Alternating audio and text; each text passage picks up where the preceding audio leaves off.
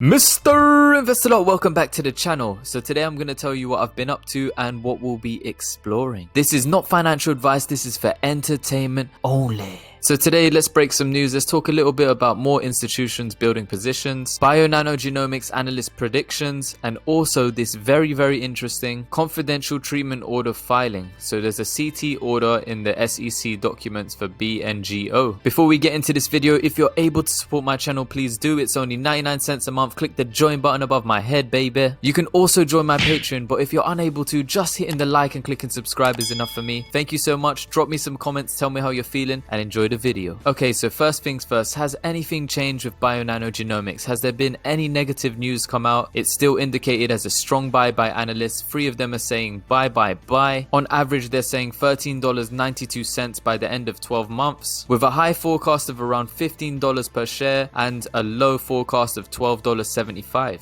And when the Maxim Group released this on January 22nd, 2021, they actually said that they wanted to raise their price target to $14, and they've held that ever since. One of the main things they found with bio-nanogenomics in their analysis was they had to build awareness to drive that adoption of the Sapphire machine, which in turn drives revenue growth. So with bio-nanogenomics dropping in stock price, we can see my average was above $10. I've now broke it down to $9.70. I only had a little squeeze of cash on hand, and I saw institutions continue to buy bio-nanogenomics, so that's exactly what I done. I bought just a little bit of this, a little bit of that. But the institutions, we can see we now have 89 different institutions invested in bio-nanogenomics. Lots of different names are popping up here. You can see all the greens are new positions, and with the grays they're either increased or decreased positions. Right at the end of April, we had this one. You could see they increased their share ownership by 16,000%, and it wasn't just me enjoying, a lot of other people were enjoying a discount. They were buying up as much stock as they can. Another 100 shares here and there. Oh, and Obi-Wan Bingobi, he said that he sold his bingo, and I was like, oh no. It turns out he lied, he got even more. So I can see a lot of people do panic, but other people, if they're long-term on bio-nanogenomics and they can lower their cost average, a lot of people are. You can see here you bought at $5.72, 96 shares of bio-nanogenomics. So if you guys really want to do your homework every day, go and check Fintel and just see, are these institutions increasing their position? Are they decreasing their position in bio-nanogenomics? Are there new institutions actually opening positions in bingo? Next, if you go to the SEC website, you can also check bio-nanogenomics and all of their reports. So if we check bio-nanogenomics page on the Security and Exchange Commission group, let's go down here, we can see filed on the 5th of May 2021 was this confidential treatment order. This is very interesting. So recently bio-nanogenomics applied for another extension of this grant for confidential treatment of information. They had this all the way back on June 28th, 2018, and they've applied for exhibit 1023 all the way down. And so we can see here their approval. Bio-nanogenomics, this information qualifies as confidential commercial or financial information under the Freedom of Information Act, and we can see here the Division of Corporation Finance has determined not to publicly disclose it. This follows exhibit 1023 all the way down to 1035. So let's check what these are up to, and this date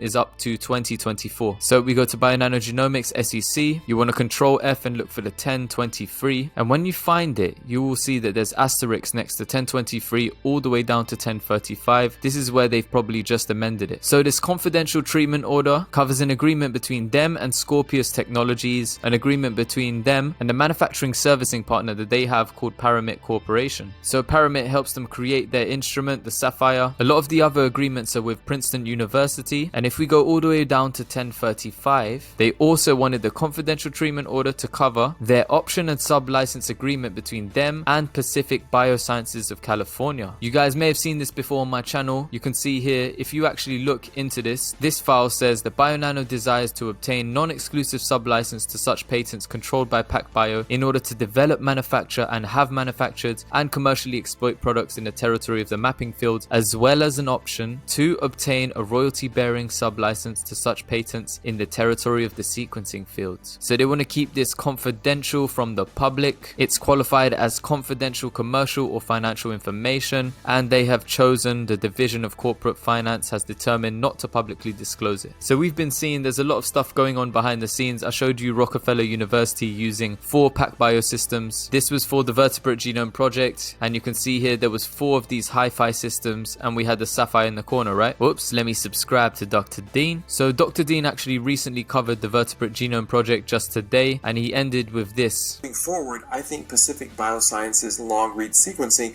will become the ideal instrument for sequencing DNA, and I think optical genome mapping with the sapphire will become an integral part of studying the genome. So there's probably a lot of projects that we don't know about that are being conducted right now. There's also a lot of agreements behind the scenes. I wonder what the nitty-gritty of this CTO is. So I want to thank the Info Gobbler for sharing that with me today. I wouldn't have found that if it wasn't for you, because I was looking elsewhere. So with analysts predicting this upside potential of 151% by the end of year, what are your predictions? What do you think Bionanogenomics is up to right now? I want to know your thoughts and feelings on institutional investors. Have you been increasing your ownership of Bionanogenomics? Are you sitting on your hands right now? Or are you moving like Obi-Wan Bingobi? Because when payday hits, I'm going to be buying more Bionanogenomics. This is just what I'm doing. This is not financial advice, but I want to know what you're up to. The next video, I just want to talk about some recent news that was released too, talking about Bionanogenomics and how it's broadening its horizon and how it can access different markets. So I'm really interested in your thoughts and feelings regarding our sub-license agreement with Pacific Biosciences of California. Please drop me some comments down below. Let me see what you're thinking. And if you're able to support the channel, please click the join button above my head. It's only 99 cents a month. But if you're unable to join channel memberships, just you hitting the like and clicking the subscribe is enough for me. Thank you so much for watching, and I'll catch you in the next video. Mr. Investor Lot, over and out, baby.